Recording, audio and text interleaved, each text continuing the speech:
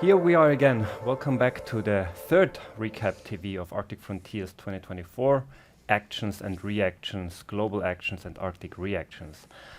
Third RecapTV after the third big picture session, Navigating Arctic Realities. So for the next 20-25 minutes, it's all about Arctic shipping and the future of Arctic shipping. In order to discuss this big picture session, I have three guests with me. To my right, I have Kendra Macdonald, who is the CEO of the Canada's Ocean Cluster. Welcome. Next to her, I have Kjell Stokvik, who is the director of the Center for High-North Logistics in Bodø, Norway. And we also have Jamie Anderson, who works for the UK Parliament with us. Welcome. And thank you very much for joining us here, or joining me here, to recap that Navigating Arctic Realities session. Again, the idea is really to convey the story of 90 minutes of big picture session to an audience that has not followed the session. So I want to start with the most tricky, easiest, complex question. What's the future of Arctic shipping? Who wants to start?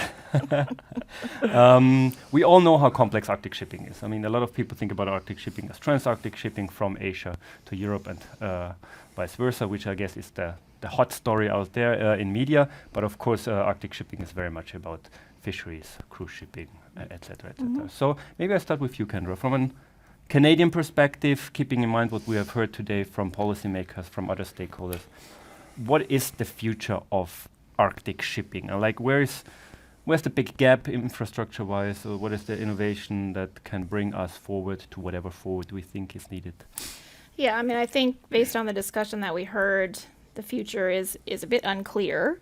It needs to be much more sustainable. And certainly what I heard, and maybe this is my own lens, but innovation is incredibly important. And so how we're thinking about it, the parties that we're bringing to the table, the scale that we need, the speed that we need to operate, and the fact, certainly in the fuels discussion in particular, there's no clear winner. So how do we make investment decisions? How do we test multiple types of fuel? How do we think differently about our infrastructure needs? What are the policies that help us get where we need to get to?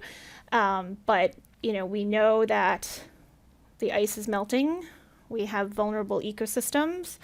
We have the possibility of more shipping, and how we think about that and how we do that needs to change for us to reduce emissions in the future.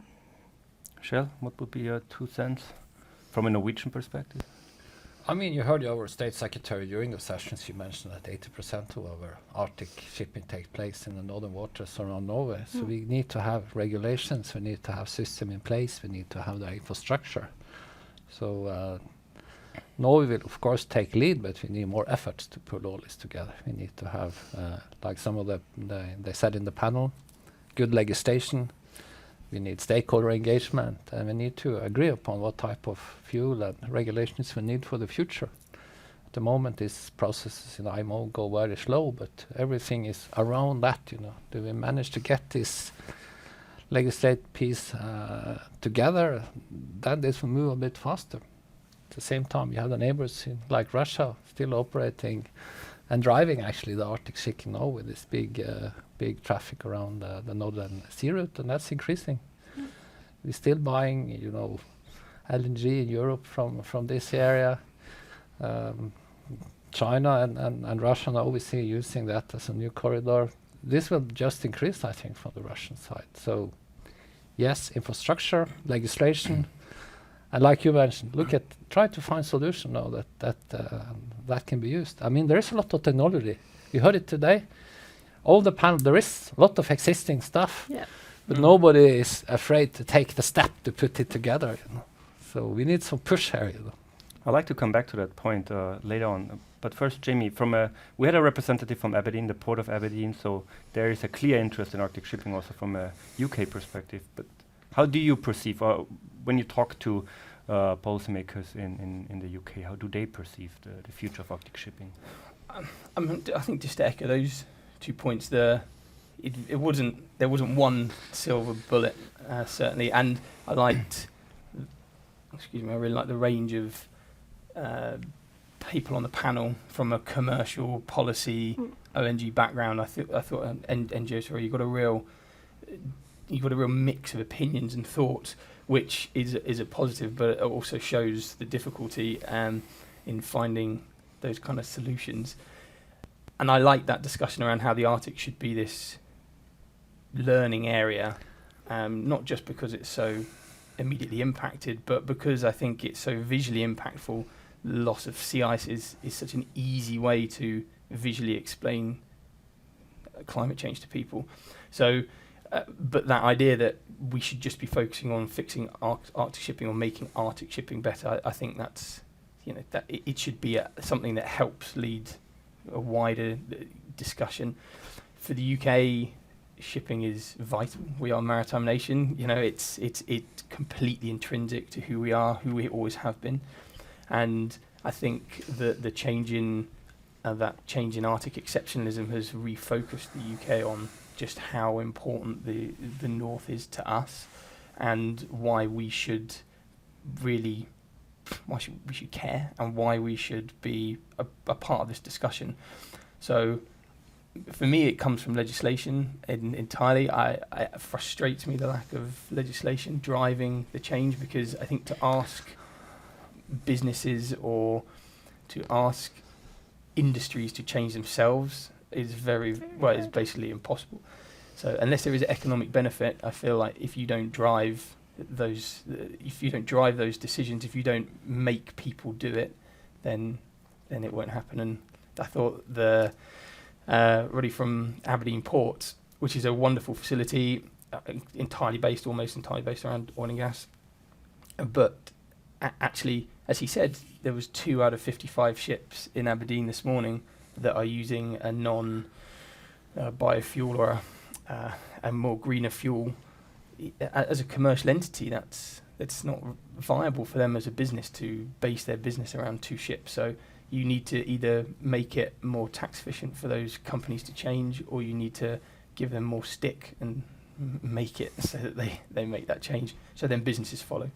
And just to comment on that, I was thinking on just being a port director, what type of investment can you make in this multi-fuel system, where you probably have to have maybe 5, 6, 7 type of energy sources in the port, and all the investment attached. So that's not possible. So what's then, talking about solutions, what's the solution? Is it like, let's take these 2 issues you also raised, investment and regulation. Let's start from the investment point of view. Who's in charge then? Is it the state? Is it the shipping companies? Or like, how do we get more investment for what is needed?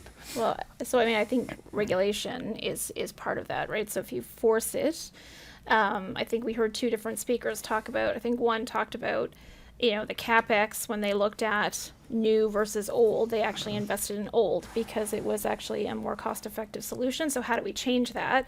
And then there was another speaker that said, how do we get the clean tech solutions to be more attractive than the fossil fuel or traditional solutions?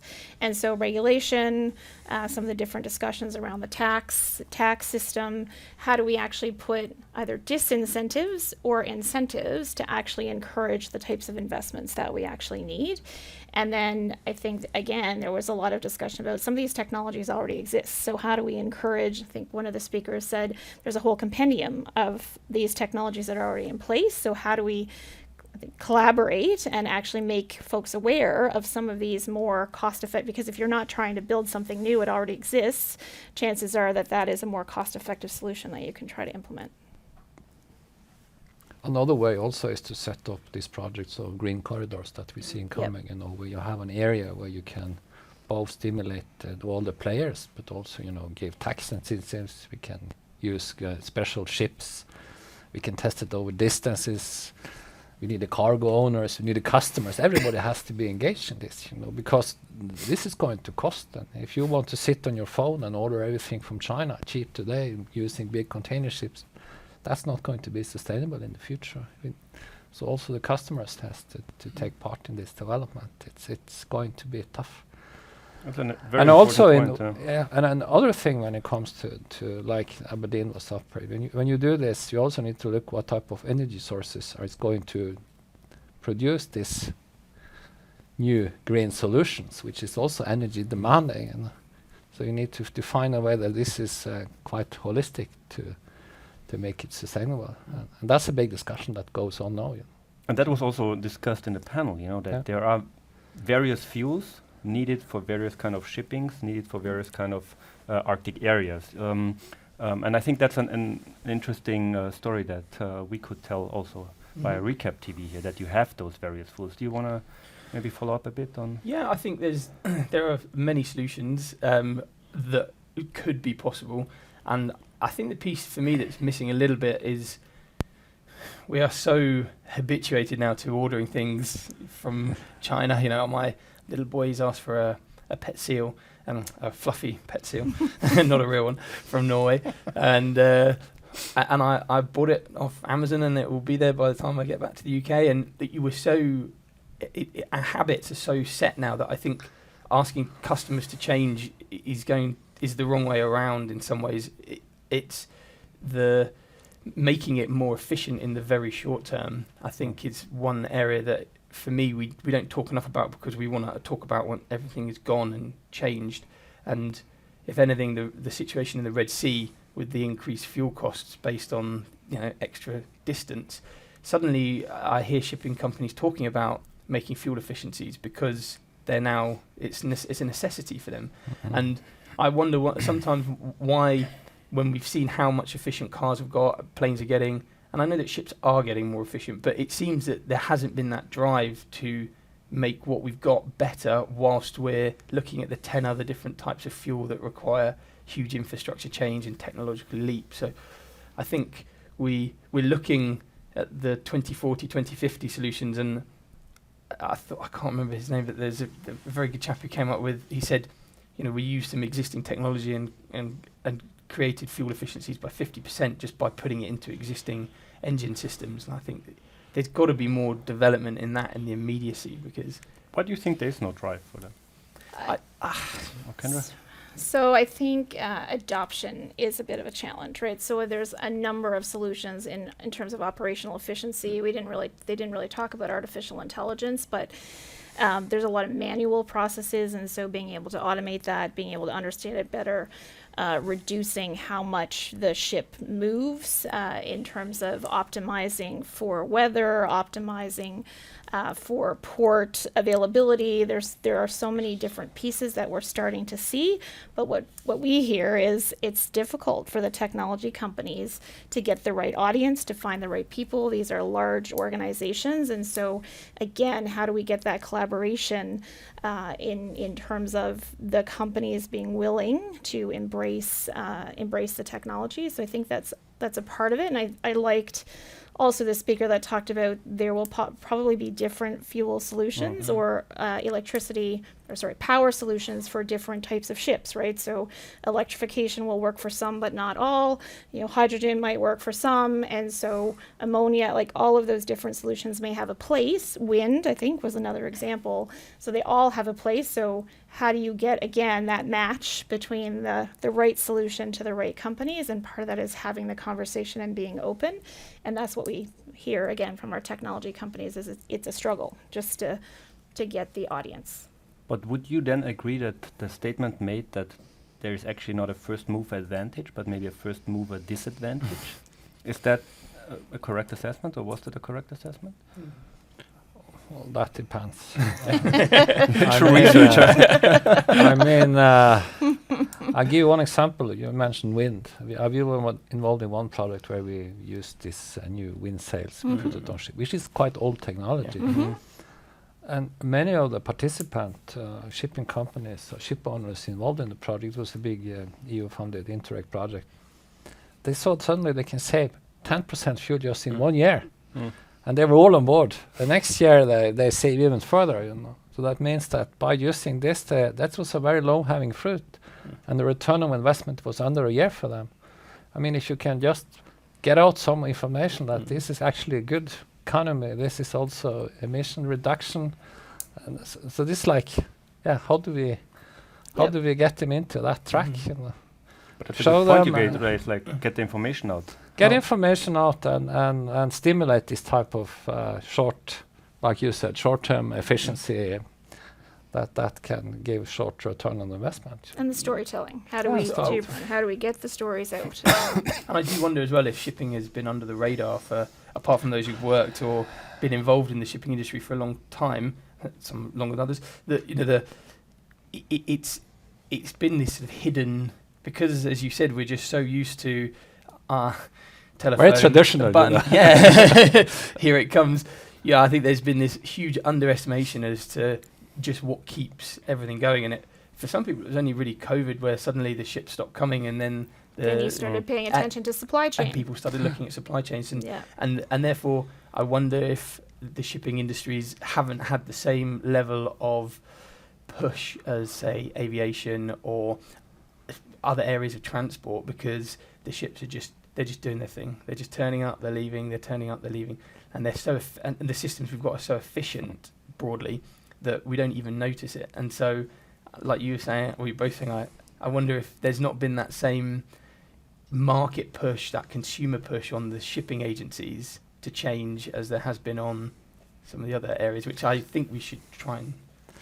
What we have done in Norway, especially the government of Norway, has pushed for, when you do public procurement, like ferry distance, ferry traffic, we more or less give them one option. This has to be an electric ferry, and we have done it. And now the next big step in Norway is to put up just further down in Lofoten Raleigh, hydrogen ferry between Lofoten Island over to Bodø, which is like a distance of 3 hours of sailing, which is very quite advanced and very forward leaned from the government, because So it's about regulation. Yeah. Yeah. So it's a matter of how can the governments then use their power of procurement to go into this green I transition? think it's large companies too. So as the large companies are looking at their footprint, they're putting pressure on shipping because it becomes a key part of their supply chain that they're trying to reduce emissions. I mean, one of the speakers said, if this was a country, it would be the 8th largest emitter. I don't think the average consumer would have any awareness of that, and therefore the impact. So I do think we will also see some push from the companies as they're now broadening out their thinking around green and supply chain. I want to touch upon two issues that have not per se been touched upon, but that are of course always one more clear, the other not, in our minds when we think about Arctic shipping. Arctic shipping is about global shipping, basically. And so what is the real impact of geopolitics? You mentioned the Red Sea, and of course global supply chains, etc. And we hear a lot about geopolitics, what had happened in the Red Sea and the costs, Is that a real driver for Arctic shipping, or, as you said, it's happening anyways, Broader geopolitical developments, do they matter a lot for Arctic shipping, or is that more like a media story? Well, if this, if this blocking of Suez or the threat of what's going on in Suez took place like 10 years ago when we were starting up the Northern Sea Route, we see a lot more increase on that. But that's not an option anymore. But for sure, when the current routes are in a way constrained, you look for other options. So the pressure of Arctic shipping will just increase then. And as soon as you can open new routes, northwest or even transpolar, as an alternative to Northern Sea Route, there will be more activities for sure. And I think one thing that I hadn't realised, or was one of the questions actually from an external, two external people, were saying, how do you ensure that ships that are entering and operating in the Arctic are working to the polar code standards? And effectively, the answer was it's almost impossible to maintain and manage that. So I know I've probably been guilty as well of working under this assumption that because the polar code has been created and broadly is very good, and it's going to get updated, but it was a really fantastic start. In my mind, it was something that was just being done by all these ships, and the more ships that start to enter, the more ships you're going to have that aren't going to be sat to those standards with that sort of level of knowledge and information and equipment on board. So how you manage it becomes even harder, because it's not the same as the rest of the sea. But as you said, the prices will drive, and it's on us as well. We still expect things to be cheap, so we want it to get there fast, and and as routes get blocked and new routes open up, it's going to happen. And if anything, the impact of the conflict in Ukraine has I think broadly brought, certainly in the UK, but I think a lot of other countries' attention back to the Arctic as a conflict. And it's difficult for people who've always worked in and around shipping or in and around the Arctic. It's always been there, and these are the discussions that have been happening for a long time. But broadly now, I certainly hear a lot more people who 2 years ago would have had very little interest or awareness being much more engaged. Yeah, and there was discussion around the safety and environmental risk if you've got ships coming through that are not properly equipped to come through the north, and then that puts pressure on the communities that then need to be able to respond or are impacted by the environmental impact or the environmental concern.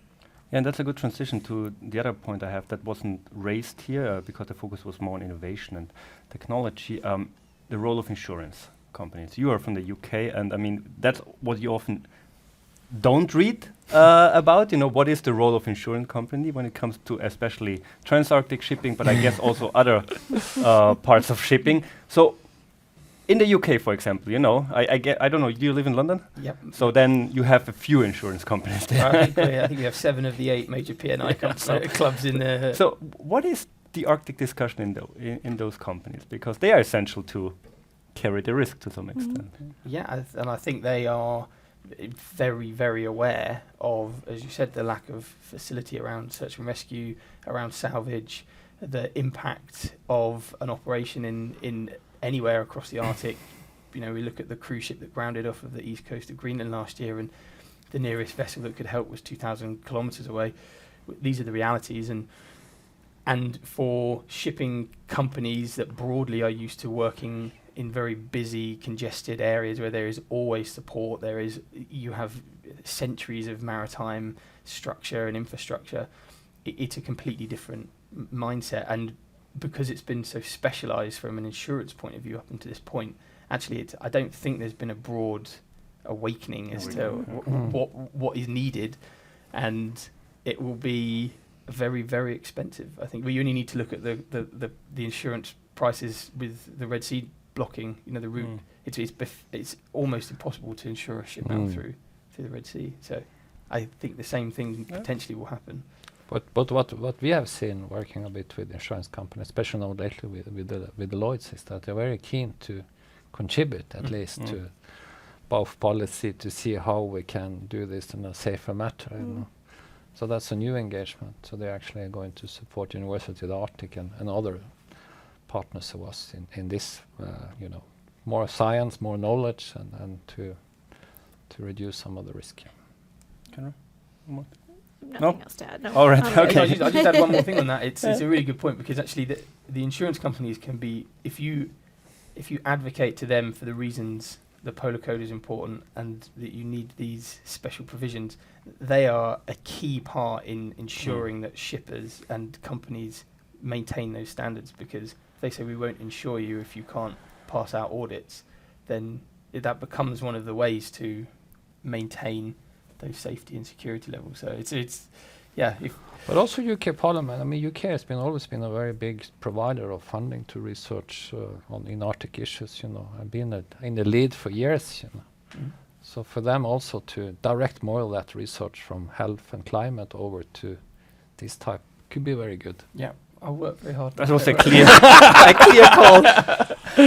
Jamie, Kjell, Kendra, thank you very much for having joined us here for the third Recap TV of Arctic Frontiers 2024 Actions and Reactions, Arctic Actions or Global Actions and Arctic Reactions. Thank you very much, and I see you tomorrow or whenever you watch the next Recap TV. Thank you very much.